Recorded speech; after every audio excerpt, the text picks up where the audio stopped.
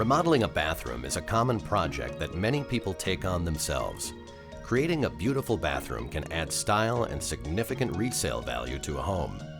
You can complete a professional-looking, do-it-yourself project, and the following video will help you understand how to do it right. In the following section, we'll look at a standard bathroom with a tub surround. From backer board to tiling and fixtures, with these methods, you'll be able to get results like the pros. And don't forget, each section is broken down into chapters on the DVD so you can quickly access a specific step whenever you need. As we get started in this section, we're going to assume this is either a remodel that has been taken down to the studs or a new construction. In either case, we expect that you have the area well framed and the tub already in place. We're adding extra nailers or sleepers for added support and additional spots for screwing in the backer board. It's at this stage that we can make the best recommendations to get started on the right foot. We'll use 1/2-inch backer board. The Tile Shop recommends backer board for several reasons. Unlike sheetrock, it won't wick or absorb moisture, and it won't break down from contact with water after it's installed. Secondly, it's very resistant to the growth of mold and mildew. At last but not least, most building codes require this type of backer board. It's easiest to start an installation on a larger wall, and for this project, that is the back wall of the tub. For the backer board to be effective, it must be installed with the gray side facing out. It's this gray surface we'll be tiling. As that first piece slides in place, we want it to rest right on top of the tub flange. Before any screws are put in, take a moment to check if the tub is level. If the tub is not level, we have to be sure to start tiling at the low point of the tub. The screws go in at 6-inch intervals. We recommend and sell Teflon-coated double-ring shank screws specifically designed for wet areas. Drywall screws are definitely not up for this job. Making professional straight cuts on backer board is really quite easy. Using a utility knife and a straight edge like the level shown here, we score the gray side of the backer board several times. Then just turn the piece over, and with a tap of the hand, it will make a clean break along the scored line. Cut the backing, and that's it. On the pieces that'll go around the water lines, it's much easier to use the right tool for the job. In this case, a carbide hole saw. To get the measurements for the hole, we measured up from the tub and over from the corner. We then transfer the measurements to the backer board. Now, on the larger holes, once we've transferred the measurements to the backer board, the scoring method can be used.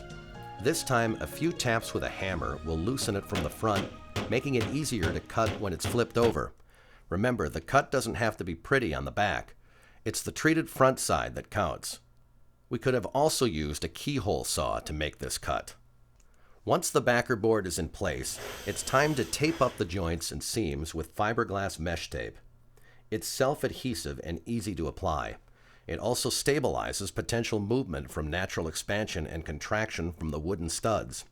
Notice that instead of just wrapping the tape around the corners, we cut it so the tape lays flat all the way around into the corner. After all our joints and seams are taped, it's time to apply Premier Pro Mastic over the tape. We're using a flat trowel to spread the mastic, a lot like taping mud. The main thing to consider here is that the mastic needs to cover without causing ridges or bumps when it dries. Don't forget that this doesn't need a perfect finish, it's going to be under the tile. Layout is often the most intimidating step in a tile installation, but after learning the proper techniques and taking your time to plan properly, you'll be able to tackle the layout like a pro. Take a moment to view the layout section of this DVD. Envisioning how the end product will look is where we'll begin. Even the pros lay out the tile on location to get a handle on the elements and mark the pieces as they set the layout. We start the layout with the back wall. We'll be establishing layout from the low point of the tub. Now, if the tub is already level, there's no problem. If it's not level and you don't start at the low point, you're going to end up with a gap. Knowing ahead of time how the finished tile design will look is the best way to do a pro-level job. We recommend laying out the wall tile on the floor prior to transferring it to the wall. We plan for this installation to go to the ceiling customized with a border listello. We take measurements at strategic locations, where the tile meets the tub, where the tile meets the ceiling, and where the tile meets the floor on the wainscoted wall. Even the pros measure, mark, check, and remeasure. By looking for potential problems during layout, they can be avoided during installation. In this case, when tiling outside of the tub, we needed to account for the height of the light switches because we're doing a wainscot wall. The options are either to cap the tile below the switch or bury the switch by tiling above it. The more time you invest in laying out your area, the better your project will go. Solve your layout questions before the adhesive is even mixed. Next, we find a starting point on the back wall based on our layout and establish a level horizontal baseline. We then find the vertical counterpoint of the back wall and establish plumb with our level. Even in the best construction, walls are rarely perfectly square. The center of the wall is marked, and then the actual tile is used to establish how the tile will finish in the corners. Always place cut tile edges in the corners and along the ceiling and tub edges to hide the cut. In this case, we're okay, and we'll only have to trim a 1/4 inch. A sign of professional work is not seeing any cut tile that is less than half of a full tile, or what we call sliver cuts. Now that we've checked how the tiles will be placed, the center line is extended up the wall with a level to keep everything square.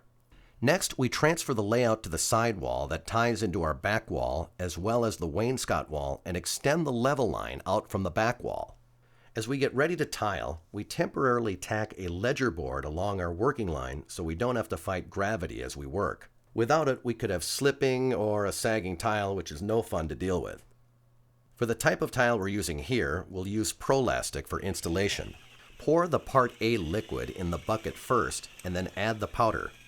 A mixing bar will save time and a lot of energy. The consistency we're looking for is that of toothpaste. Once the mortar's mixed, we want the mixture to stand or slake for 5 minutes. This lets the ingredients activate. Remix and you're ready to go. As you apply the mortar, always run the trowel in one direction. It really doesn't matter what direction as long as you're consistent. This gives the best transfer of mortar to the backing. Now we're finally ready for the tile. Notice that the pieces are put into place starting on our ledger board and gently slid up and pushed down into place. As you can see, we're using our 1/8 inch spacers for consistent gaps between tiles. Make sure they are put in straight up, not lying flat. Install the tile in a pyramid or building block fashion. This forces you to put 2 sides of the tile together, which will help you keep the tile line straight. When it comes time to cut the tile, we recommend using a wet saw. To someone who hasn't used a wet saw, they can appear intimidating, but you should know that they are very safe, time-saving tools. Talk to one of our representatives about using them.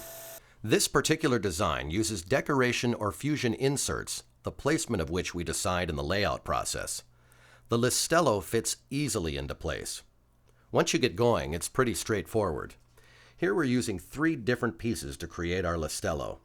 An upper and lower somerset surrounding a pre-made Listello. Notice how the spacing is maintained using our wedges. When a Listello piece needs trimming, we first cut out the stone from the mesh backing, measure and use nippers to cut small pieces to size, or use the wet saw for larger pieces. Notice we've left room for a grout line in the corner. The lower pieces in the border, or pencil pieces, are given an inside miter with the saw for a more finished look. As you work to the fixture opening, measure the escutcheon plate and transfer the measurements to the tile with a permanent marker so it won't disappear when it's cut on the wet saw. On the wet saw, we make a series of cuts until we get close to the edges of the hole.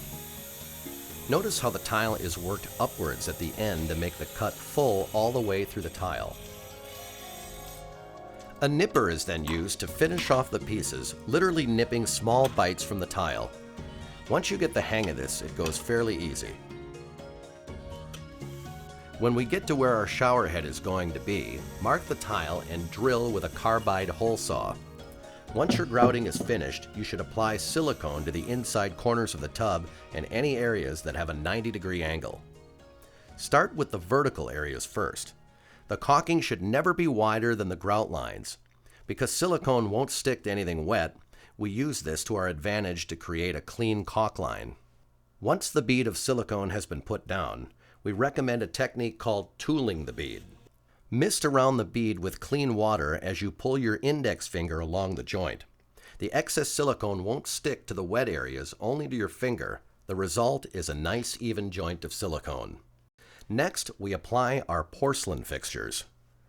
The method that we recommend starts with applying double-faced tape to the back of the porcelain piece. In this case, we're using 2 strips. Next, we apply either 100% white or 100% clear silicone between the tape. Colored silicone doesn't seem to adhere as well. Once the placement for the dish has been measured and checked for level, the double-sided tape and silicone are pressed into place and secured for drying with blue painter's tape or duct tape. Once this dries, we'll caulk the edges for a clean finish. The placement of fixtures is a personal preference, so you should check out all the options available to you. It seems like you can never have enough fixtures in a day-to-day shower.